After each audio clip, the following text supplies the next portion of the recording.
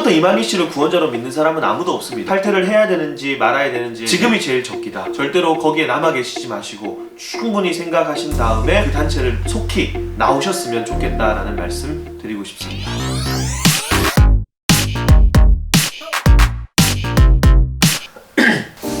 네, 안녕하세요. 한국에 있는 다양한 이단, 사이비, 신흥 종교들을 연구해서 취재하고 바른 정보를 제공하기를 원하는 바른미디어의 조미든 목사라고 합니다. 신천지는 우리가 흔히 이단, 사이비라고 부르죠. 그러니까 사실 이단이라는 것은 종교적인 용어이기 때문에 교리적으로 우리 정통교회가 핵심적으로 믿고 고백하는 신앙의 고백들을 왜곡하고, 그리고 사이비는 조금 사회적인 용어거든요.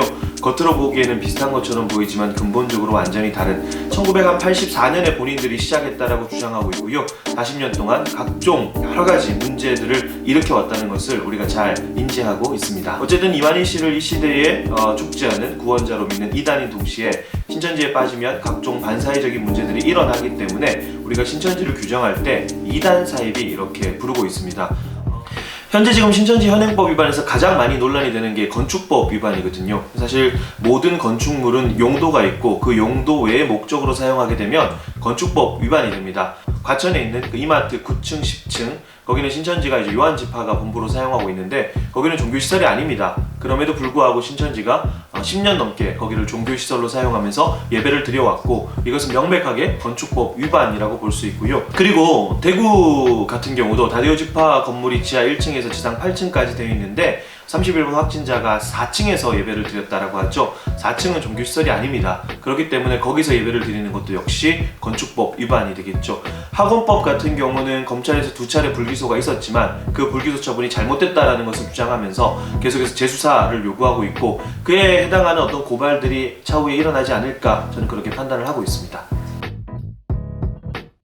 사실 이 문제를 놓고 처음부터 좀 여러가지 논란들이 많았습니다. 압수수색을 해야 되느냐 말아야 되느냐의 이야기도 많았고 법률적인 어떤 검토도 거쳐야 되기 때문에 좀 복잡한 부분들이 있긴 한데 어쨌든 좀 강제성이 있는 수사들이 필요하다라고 계속해서 주장해왔습니다. 왜냐하면 신천지의 정체성 자체가 곧 거짓이고 모략이기 때문에 그런 신천지의 특성을 좀 정확하게 이해를 한다면 그들의 어떤 협조적인 모습을 바라기는 어렵다. 그리고 이만희 씨가 기자회견을 했지만 뒤에서는 신도들을 여전히 단속하는 모습들을 보이고 있기 때문에 앞으로도 신천지가 자발적으로 협조하는 것을 우리가 기대하기는 좀 쉽지 않을 것 같고 계속된 어떤 강제적인 어떤 수사들이 좀 필요하지 않을까라고 생각을 하고 있습니다.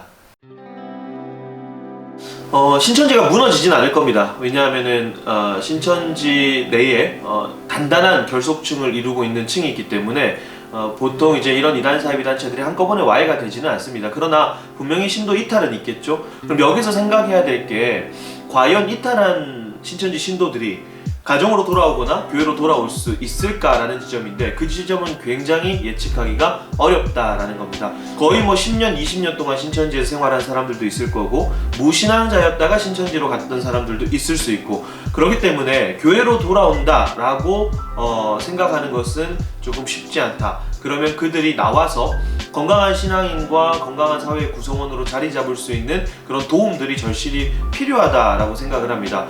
그리고 탈퇴와 회심을 우리가 좀 구별해야 될 필요가 있습니다. 탈퇴라는 것은 말 그대로 몸이 나온 것이고요. 회심은 몸이 나와서 그때부터 교리적으로 회심하고 심리적으로 또 안정감을 누리고 그리고 사회적으로 도덕적으로 법률적으로 본인들이 잘못했던 거에 대한 어떤 회심들이 필요한데 그런 것들을 좀 케어할 수 있는 총체적인 상담기구라든가 센터는 우리나라에서 부재합니다. 그렇기 때문에 교회가 그리고 가정이 그들을 어떻게 좀 받아주어야 될 것인가에 대한 고민들을 좀 진지하게 해야 될 때라고 보고요. 염려되는 지점은 그들이 진실로 회개하고 돌아올 때에 과연 우리는 그들을 사랑으로 받아줄 수 있는가라는 지점입니다. 너무 혐오하고 너무 배제했다가 그 사람들이 혹시나 나중에 돌아왔을 때 갈 곳을 잃어버리진 않을까라고 하는 염려들을 합니다. 그래서 우리 그리스도인들이 먼저 사랑의 마음을 가지고 진실하게 돌아오려는 그 신천지 신도들을 받아야 되는 그런 아버지의 마음들이 필요하다고 저는 생각을 하고 있습니다.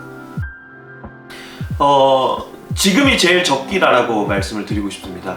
탈퇴를 해야 되는지 말아야 되는지에 대해서 여러 가지 심리적인 어떤 갈등을 하고 있는 신도분들이 있을 텐데 지금이 제일 적기다. 후회하지 않는 선택을 하실 수 있도록 하시고 또 한 가지는 신천지에서 제공했던 정보만 보지 마시고 주변에 이미 신천지에 대해서 수많은 자료들이 있는데 그것에 대해서 하나하나 좀 꼼꼼하게 점검하고 스스로 숙고하는 시간을 좀 가지셨으면 좋겠습니다. 그래서 충분히 신천지를 탈퇴하고 건강한 신앙인으로 그리고 사회의 구성원으로 자리를 잡으실 수 있습니다. 회복하실 수 있기 때문에 절대로 거기에 남아 계시지 마시고 충분히 생각하신 다음에 그 단체를 속히 나오셨으면 좋겠다라는 말씀 드리고 싶습니다. 봤는데 그거는 안 좋아요. 뭐 신천지 구별법, 뭐 이만희 욕해봐라 이런 것들, 그거는 사실 되게 굉장히 자극적이고 좋지 않은 내용이에요. 제가 뭐 간단하게 다른 걸로 얘기를 한번 할게요. 처음부터 이만희 씨를 구원자로 믿는 사람은 아무도 없습니다. 그렇기 때문에 신천지는 자신들의 정체를 철저하게 숨기고 그 사람들의 성경 공부 모임으로 데려갔죠. 제가 제일 많이 받는 질문이 뭐 신천지가 이런 방법도 씁니까? 신천지가 이런 이름도 사용합니까? 라는 질문인데 사실 이런 질문은 아무런 의미가 없다라는 것이죠. 인간 대 인간이 맺을 수 있는 가용한 모든 방법을 사용한다. 그래서 일각에서 뭐 신천지 이만희 씨를 욕해보라 라는 식으로 신천지를 구별하는데 그런 부분들은 굉장히 편협하고 좋지 않은 방법이라고 말씀을 드리고요. 어쨌든 관계를 맺어서 그 사람들의 비밀리하는 성경 공부 모임으로 데려갑니다. 사실 그 성경 공부 모임만 가지 않아도 신천지에 빠지지 않는다라는 것. 그래서 어디에서 누구를 만났든지 간에 그 사람과의 관계의 끝이 교회 밖 비밀리하는 성경 공부 모임이라면 가시지 않도록 하시고, 그럼 여기서 교회가 한번 돌아봐야 될 지점은 단순히 가지마라 가지마라 라고 말할 것만 아니라 가지마라 라고 하고 붙들어 놓을 수 있는 힘이 있는가, 우리 안에서 충분히 그런 사랑이 있고 우리 안에서 충분히 그런 말씀에 어떤 교제들이 있는가 라는 지점들을 따져봐야 된다는 거죠. 이 두 가지가 균형을 잘 이룬다면 단순히 뭐 몇 가지 질문을 가지고 신천지를 구별하는 법 이 이상으로 충분히 신천지를 예방하고 대처할 수 있을 것입니다.